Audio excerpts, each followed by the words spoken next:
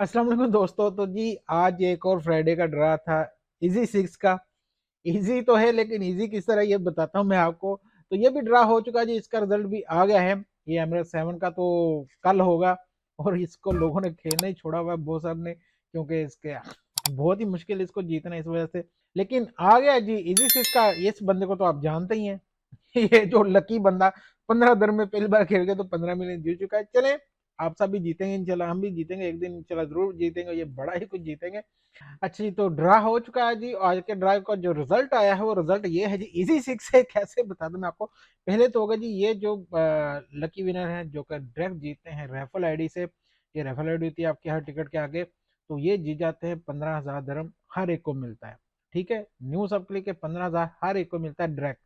उसके बाद जो मेन ड्रा होता है उसमें जो नंबर आए हैं 22, 29, 25, 6 और 17 और 34। तो इसमें से आपके जरूर कोई ना कोई 3 नंबर मैच होने चाहिए।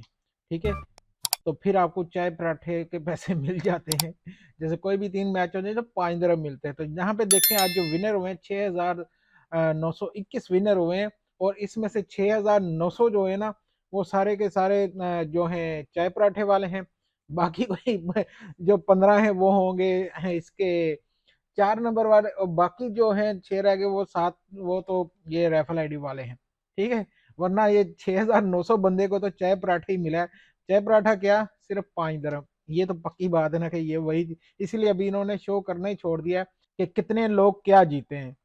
तो बाकी बेस्ट ऑफ द लक आप सबको, इंशाल्लाह मिलते हैं अगली वीडियो में। अल्लाह हाफिज।